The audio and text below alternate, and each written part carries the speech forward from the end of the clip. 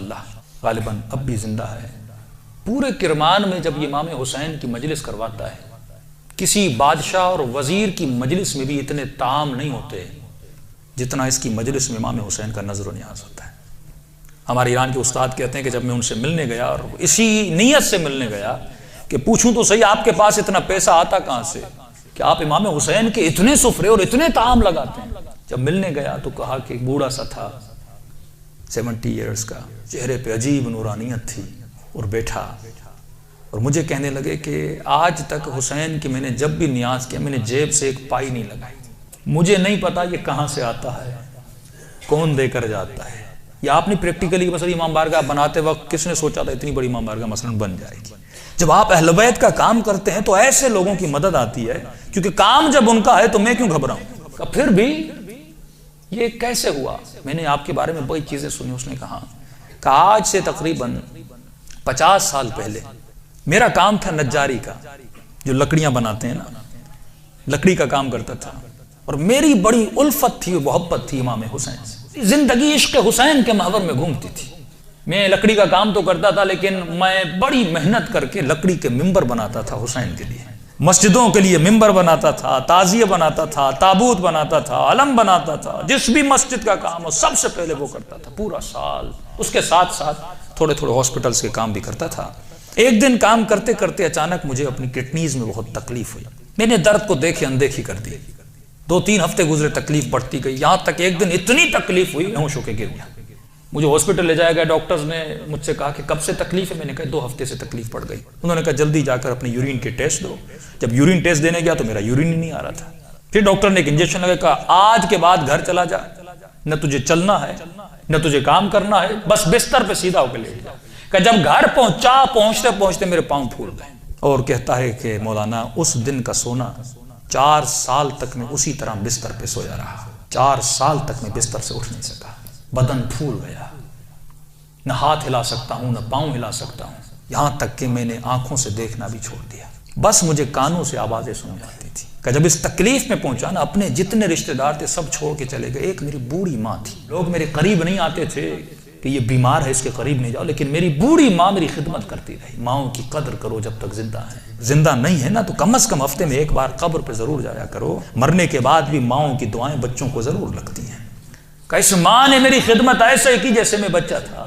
کہ ایک دن مجھے یہ ہو گئے ہاسپٹل آنا جانا، بدن بہت پھول گیا، کھال بالکل نرم ہو گئی، کہ ہاسپٹل لے جایا گیا۔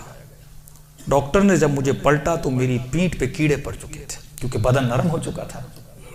میری ماں ڈاکٹر کو کہتی تھی بیٹے کو پانی پلاؤں، کہتا تھا نہیں بس چمچ کو گیلا کر کے اس کی زبان پہ رکھو۔ کہا 4 سال میں نے وہ پیاس چکھی جس کو سوچ کے میں حسین پہ روتا تھا۔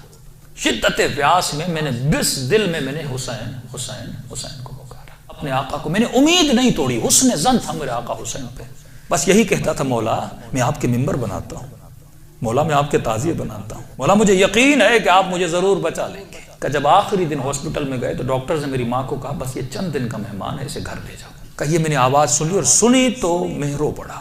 کہ امام حسین 4 سال سے آپ سے امید لگا کر بیٹھا، مولا کیا آپ کا عاشق اسی طرح مر جائے گا؟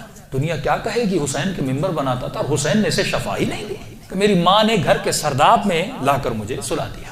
کہ وہ دن تھے محرم کے دن، پہلی محرم ہوئی، میری ماں نے جلدی جلدی گھر میں صفائی کرنا شروع کی اور نیچے آئی کہنے لگی میرے لال محرم شروع ہو گیا ہے، اب میں تجھے حسین کے حوالے کرتی ہوں، میں جاتی ہوں مجلس سننے۔ کہتا ماں یہ کہہ کر چلی گئی، اس سرداب میں سو رہا تھا، 4 محرم کی رات آئی، آج بھی اس کا گھر موجود ہے، سب کچھ ہے۔ 4 محرم کی رات آئی، میں نے دیکھا کھڑکی سے ایک پرندہ اندر آیا۔ کہتے تب تک کان کام کرتے تھے لیکن جیسے یہ پرندہ آیا میری آنکھوں نے دیکھنا شروع کیا۔ لیکن یہ عجیب کبوتر تھا، اس کے 3 پر تھے، سفید تھا، سبز تھا اور لال پر تھا۔ میں نے زندگی میں ایسا کبوتر دنیا میں کہتا میں نے نہیں دیکھا، پنجے اس کے لال تھے۔ آیا اور آ کر میرے سرانے پہ بیٹھ گیا۔ بیٹھنے کے بعد اس نے کلام کرنا شروع کیا، میرے کانوں میں آواز دے کر کہا تجھے پیاس لگی ہے، کچھ کھاؤ گے، کچھ پیو گے؟ 4 سال سے زبانوں پہ تالا لگا تھا پر اب یہ تالا کھل گیا۔ میں نے کہا مجھے بہت پیاس لگی ہے، اتنے سالوں سے پیاسا ہوں۔ پتہ نہیں اس کی چونچ میں کیا تھا، اس نے میرے منہ میں ڈالا، بس وہ بدن میں جانا تھا، ایک عجیب سی فرحت مجھے ملی۔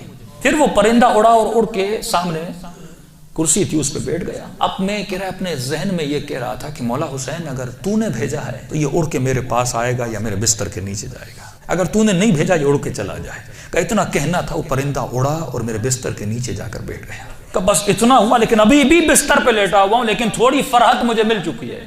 اب سوچ رہا ہوں یہ پرندہ کون ہے, کہاں سے آ رہا ہے. اتنے میں صبح ہوئی, میری ماں نیچے سرداب میں آئی اور اس کے ہاتھ میں رومال تھا. پہلے زمانے میں جب لوگ روتے تھے تو ایک رومال رکھتے تھے. کہ جلدی دوڑی آئی اور گیلا سا رومال تھا, اس نے اس رومال کو میرے اوپر نچوڑنا شروع کیا. میں نے کہا کہ اماں یہ کیا ہے؟ کہا یہ حسین کے غم میں جو آنسو بہا ہے نا, تیرے بدن پہ مل رہی ہو تاکہ خدا تجھے شفا دیتے. کہ یہ کہہ کر میری ماں چلی گئی. جیسے جا رہی تھی میں نے کہا اماں اگر زحمت نہ ہو, ایک کبوتر ہے اس بستر کے نیچے, اگر زحمت نہ ہو اس کے لیے تھوڑا دانا اور پانی رکھ لو. ماں نے کہا کبوتر کہاں سے؟ کہا بس رکھ لو.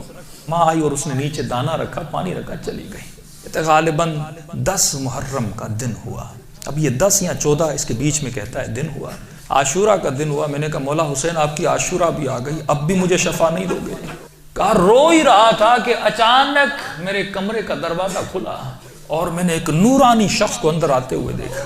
کہتا بستر کے ساتھ جو کرسی تھی وہاں آ کر بیٹھ گئے. بس میں نے چہرہ دیکھ کے سمجھ گیا یہ میرا حسین ہے. کہتا مجھے نہیں پتا میں نے کیسے سمجھا, لیکن میں نے دیکھا, میں سمجھ گیا یہ میرا آقا حسین ہے. کہہ رہا جیسے میں نے امام حسین کو دیکھا, خود کہتا میں نے مولا کا یہ بازو پکڑ لیا اور بازو کو پکڑ کے میں نے حسین کو لپٹنے کی کوشش کی. کبھی بازو کا بوسہ لے رہا تھا, کبھی ہاتھوں کا بوسہ لے رہا تھا. کہتا جب میں نے ہاتھ دیکھے نا تو مولا کی انگلیاں کٹی ہوئی تھی. میں نے کہا میں قربان جاؤں میرے آقا, 4 سال سے انتظار ہوں, میری جان آپ پہ فدا مولا, اتنی دیر لگا دی اپنی زیارت کرنے. امام حسین نے اپنا ہاتھ میرے سر پہ پھیرنا شروع کیا. کہا آج ماشاءاللہ ہم آ گئے, ہمارا انتظار تھا, ہم آ گئے, تیرا انتظار ختم ہو گیا, بتا تجھے کیا چاہیے. میں نے کہا میں نہیں بتاؤں گا, آپ کو پتا ہے مجھے کیا چاہیے.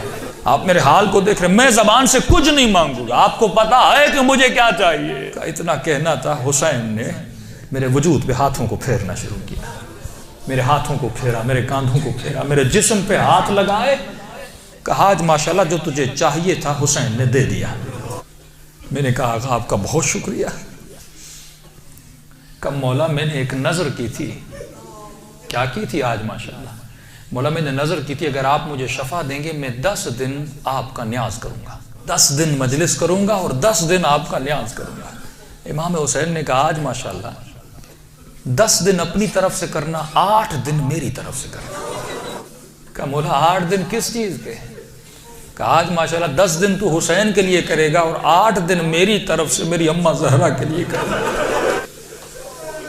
کہتا یہ کہہ کر حسین چلے گئے اور جب چلے تو میں رونے لگا. اتنے میں وہ پرندہ بستر کے نیچے سے نکلا اور اس نے پرواز کرنا شروع کی. کہتا مجھے نہیں پتا وہ پرندہ پڑھ کیا رہا تھا, حسین آواز میں کچھ کہہ رہا تھا. آواز سن کے میری ماں دوڑتی ہوئی نیچے آئی. ایسی نیچے آئی لیکن دہشت اتنی تھی اس آواز میں, میری ماں اندر نہیں آ رہی تھی, پیچھے سے کہہ رہی تھی ماشاءاللہ یہ کمرے میں آوازیں کیسی ہیں. میں رو کر کہہ رہا تھا اماں اندر آ جاؤ, حسین نے مجھے شفا دے دی. کہ یہ بوڑھی ماں دوڑی آئی, کبھی دائیں دوڑ رہی ہے کبھی بائیں دوڑ رہی ہے, کہاں ہے میرا آقا حسین؟ کہا میں بستر پہ بیٹھا تھا, وہ سوجن ہر چیز ختم ہو گئی. کہ یہاں تک وہ کبوتر پرواز کر کے چلا گیا. یہ بوڑھی کبھی کرسی کے بوسے لے رہی ہے, کبھی بیٹوں کے ہاتھوں کو چوم رہی ہے. یہاں میرے حسین کے ہاتھ لگے تھے. کہ روتی ہوئی جب صحن میں آیا, ہمسایوں نے سمجھا یہ مر گیا ہے, دوڑے آئے کہ ماں رو رہی ہے, شاید بیٹا مر گیا ہے. لیکن جب پہنچے کیا دیکھا, اسے حسین نے زندگی عطا کر دی تھی. عزیزو جب یقین ہو نا, یقین نہ ٹوٹے, جب اہل بیت پہ بھروسہ ہو,